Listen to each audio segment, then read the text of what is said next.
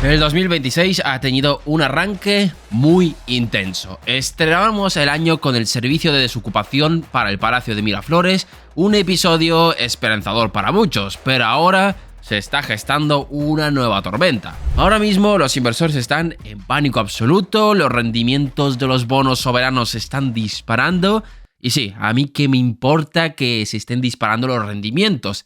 En efecto, os puede parecer que esto no tiene ninguna relevancia, ya que probablemente no compráis bonos soberanos para desayunar, pero esto suele ser señal de miedo, y miedo en los mercados de deuda pública significa más costes para el Estado, lo que se traduce en que vas a tener que pagar más impuestos o que los bancos centrales suban los tipos de interés, con todo lo que esto conlleva. Y la pregunta es, ¿qué está pasando? Si tenemos que hacer una lista, acabamos antes diciendo qué es lo que no está pasando. Ahora mismo los bonos están tocando máximos en algunos casos, sorprendiendo a todo el mundo. Tenemos Irán, que no sabemos muy bien cómo va a terminar. Japón, que ya lo comentamos en el vídeo anterior, lo que está pasando con su economía y que ha sido un poco el detonante de esta situación que estamos viviendo. Pero para echarle más gasolina al fuego, Trump nos ha regalado un nuevo show con Groenlandia. Llevamos toda la semana con el vaivén de que si iba en serio con esta isla o no. Llegó incluso a amenazar con imponer aranceles a las naciones europeas si éstas se oponían. Y justo ayer, el día anterior al que se está publicando este vídeo, dio marcha atrás. Vamos, un mesecito muy tranquilo el que estamos teniendo, pero este pánico tiene otra peculiaridad. Cuando pasan este tipo de cosas, la reacción normal debería ser la de refugiarte en los bonos, es decir, que los inversores compran deuda para guardar ahí sus ahorros, pero no. Están haciendo todo lo contrario y por eso los rendimientos se están disparando y ahora mismo los reyes de la sala están siendo el oro y la plata, así que prepararos para lluvias de titulares anunciando crashes, crisis y estas cosas. Pero bueno, ¿qué demonios está pasando? ¿Estamos a las puertas del primer pánico de este 2026? Pues esto y más es lo que vamos a ver en el vídeo de hoy. Así que no me enrollo más, poneos cómodos, que empezamos.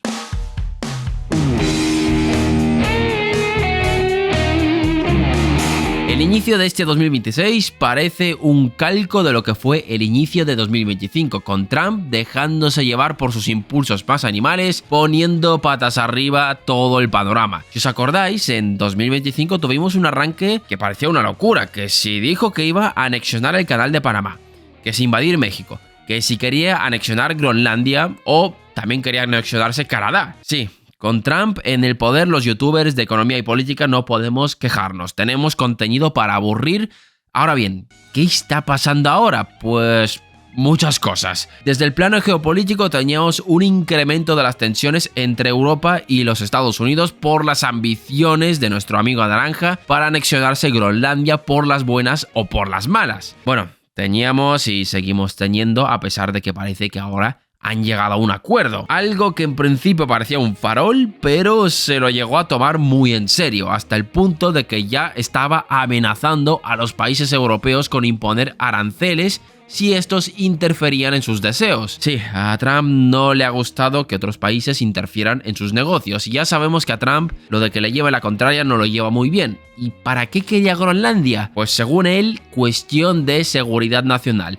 Ya sea para desplegar ahí sus sistemas de defensas de Estados Unidos o asegurarse rutas comerciales que van a ser clave gracias al calentamiento global. Y evidentemente no puede faltar China en la ecuación. Según nuestro amigo naranja, China podría apoderarse de esta isla helada. Ahora bien, ninguno de los argumentos que daba tenía sentido. Ya tenía bases militares ahí y puede poner las que quieras, ya que es un territorio de la OTAN. Tampoco necesita a Groenlandia para pasar por las rutas. Con pasar por Canadá es más que suficiente. Y los recursos naturales ahora mismo son inviables para extraer. Por eso, al principio todos se pensaban que se trataba de algún farol, como el año pasado, pero en el momento en el que la Unión Europea empezó a mostrar su respaldo, amenazó con una nueva guerra comercial contra esos países. Evidentemente, esto generó una enorme volatilidad en los mercados. Ya sabéis que a los inversores les encanta la volatilidad. Evidentemente, los aranceles no son bien recibidos por nadie. Pero bueno, afortunadamente parece que esta locura de Groenlandia ha llegado a su fin por ahora. Pero a pesar de eso, no se han calmado las cosas, y es que Trump no es el único responsable de este caos que está habiendo en los mercados. Y es que en el anterior vídeo ya os hemos adelantado quién es el otro responsable: Japón y la convocatoria de elecciones por parte de su primera ministra.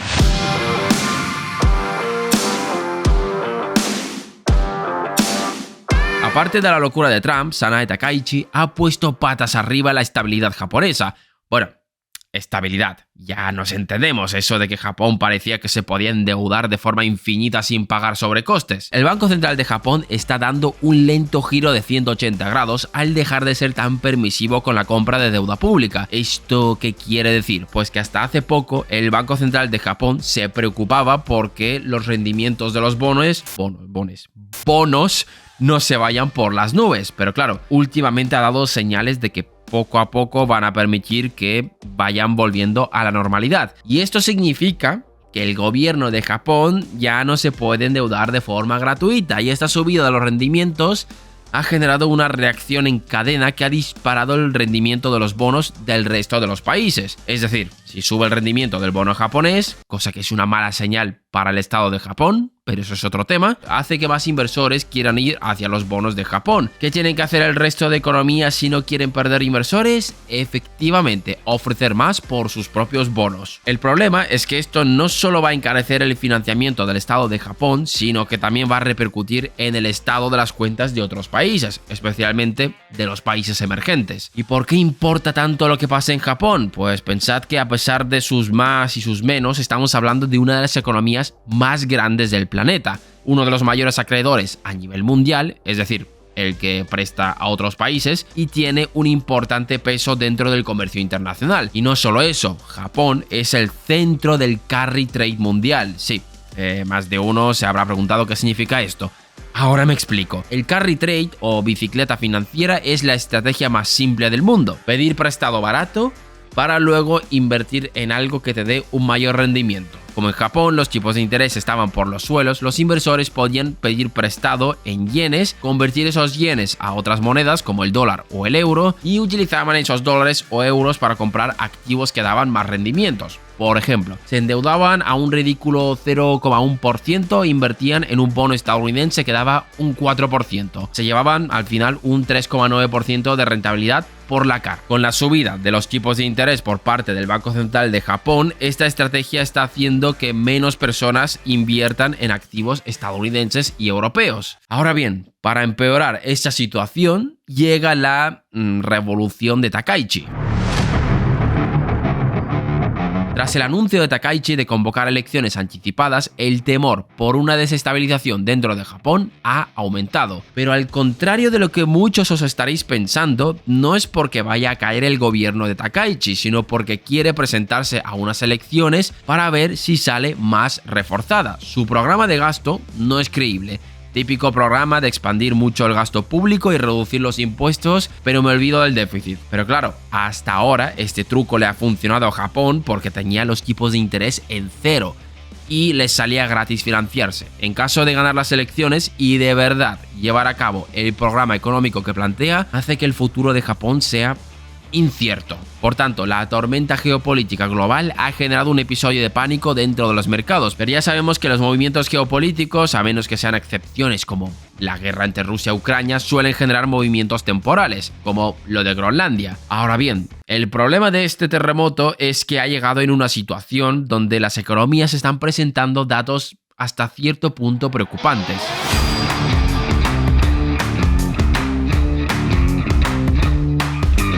Aparte de las movidas geopolíticas, las economías no han cerrado el 2025 con los mejores datos económicos. Y no es que no sean esperanzadores, es que han estado por debajo de lo esperado. Y ya sabéis que a los mercados les encanta que les den noticias negativas. Pero bromas aparte, ¿qué es lo que está generando tanta preocupación? Uno de los indicadores que más preocupación ha levantado es el PMI manufacturero. ¿Y qué es esto? Pues es un indicador que mide la salud económica del sector de las manufacturas. Por eso tiene ese nombre. El valor clave es 50. Si está por encima de 50, bien. Si está en 50, pues sin más. Y si está por debajo de 50, indica que hay contracción en el sector y suele interpretarse como un indicador adelantado de las tendencias económicas futuras. ¿Y por qué se tiene en cuenta lo que haga el sector de las manufacturas? Pues muy fácil, pensad en los dirigentes de las empresas. Ellos se tienen que adelantar a los acontecimientos, ya que tienen que tomar decisiones acerca de cuánto tienen que comprar, cuánto tienen que producir, cuántas personas se van a tener que contratar. En resumidas cuentas, una predicción de cómo va a ir el año. Y la gracia es que este indicador suele aparecer antes de que salgan los datos del PIB, de ahí a que se tome tanto en cuenta a la hora de analizar qué puede pasar. Ahora bien,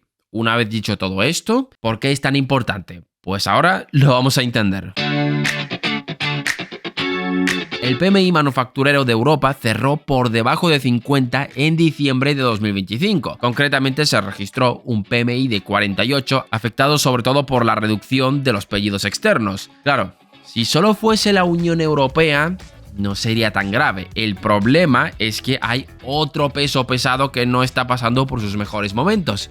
Y sí, hablamos de China. El PMI manufacturero de China lleva registrando valores por debajo de 50 durante varios meses consecutivos. Concretamente lleva 8 meses seguidos en contracción, el periodo más largo de su historia. Pero claro, esto va más allá de lo que pueda estar pasando dentro de China. Recordemos que China es uno de los mayores consumidores del planeta. Si su industria empieza a demandar menos insumos, significa que se reducen los pedidos a otras empresas y todas esas empresas van a ver cómo sus ingresos caen. Por eso, una desaceleración del PMI manufacturero chino se tiene tanto en cuenta a la hora de ver la salud de la economía global. Es decir, se está empezando a gestar una tormenta alrededor de las grandes potencias y a esto hay que sumarle la tremenda tormenta geopolítica que nos traemos encima. A saber con qué nos sale Trump mañana. Si solo fuese por estos malos datos del PMI, no sería tan grave la situación. El problema es que todo esto se ha juntado con las locuras geopolíticas de Trump y la situación japonesa, provocando cosas como esta.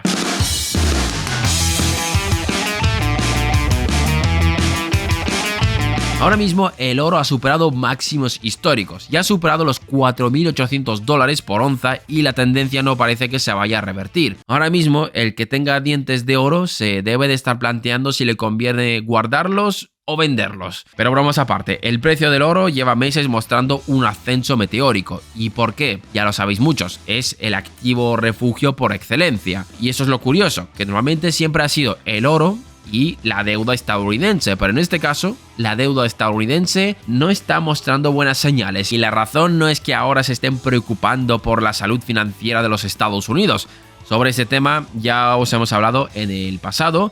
El problema no es ese. El problema viene de la volatilidad. El pacto implícito que hay entre inversores y el dólar es que se mantenga relativamente estable. La economía global quiere guardar sus ahorros en dólares y para ello exigen que no tenga cambios de valor bruscos. Y claro, desde que llegó Trump, lo que es tranquilidad no hay en el mundo. El año pasado tuvimos su lista de deseos de enero, que ya hemos enumerado en este vídeo, la guerra arancelaria con todo el mundo, los bombardeos a Irán, luego Venezuela y este año lo que hemos dicho, más de lo mismo, y a esto hay que sumarle otro detalle que se nos ha pasado por alto. Otra cosa que está inquietando a los mercados es que este año termina el mandato de Jerome Powell, seguramente la persona más perseguida por Trump durante su mandato, tanto este como el anterior. Trump ya ha llegado a imponer una denuncia al presidente de la Reserva Federal por corrupción, ya que esta es la única forma legal que tiene para despedir a un presidente de la Fed. Teniendo en cuenta que termina su mandato en mayo, no sé por qué tiene tanta prisa, pero bueno. El tema es que este año Jerome Powell termina su mandato y Trump va a poner un nuevo presidente dentro de la Reserva Federal. Antes de que alguien se lo pregunte, no puede poner a cualquiera a dirigir la política monetaria de los Estados Unidos y del mundo entero. Tiene que elegir entre un grupo reducido de personas que ya han sido seleccionadas por otros presidentes. En resumidas cuentas, debe elegir entre lo que hay y la pregunta es, ¿hay algún candidato que le puede gustar a Trump? Sí, hay candidatos que le bailen un poco el agua. Ahora bien, no quiere decir que si hay un nuevo presidente dentro de la Reserva Federal le vaya a ser favorable a Trump o va a hacer todo lo que él quiera. Pero bueno, el miedo está ahí. El ataque tan insistente por parte de Trump al presidente de la Fed genera mucha preocupación para aquellos que ahorran en dólares, ya que significa que la Reserva Federal va a velar por los intereses de Trump y no por los suyos. Si el precio del dólar tiene que depender del estado anímico de Trump, esto va a tener más volatilidad que el peso argentino en sus mejores años. Es decir, ahora mismo estamos en el mismo escenario que el año pasado, todo patas arriba y los inversores que están cada vez más cansados de estas cosas. ¿Va a pasar algo grave? Hombre, si me dices que Trump entra en guerra con la Unión Europea, pone a un presidente de la Fed que haga todo lo que él diga y que Japón de pronto entra en default, pues obviamente sí. Pero bueno, lo de Groenlandia y la Unión Europea por ahora se ha calmado, aún queda por ver cuál es el maravilloso acuerdo al que han llegado. Era absurdo poner patas arriba toda la geopolítica mundial por un trozo de hielo. En fin, Trump siendo Trump. ¿Y vosotros qué pensáis? ¿Cuál será la próxima locura de nuestro amigo Naranja? Dejadnos vuestras respuestas en los comentarios. Gracias por vernos un día más y nos vemos en el próximo vídeo.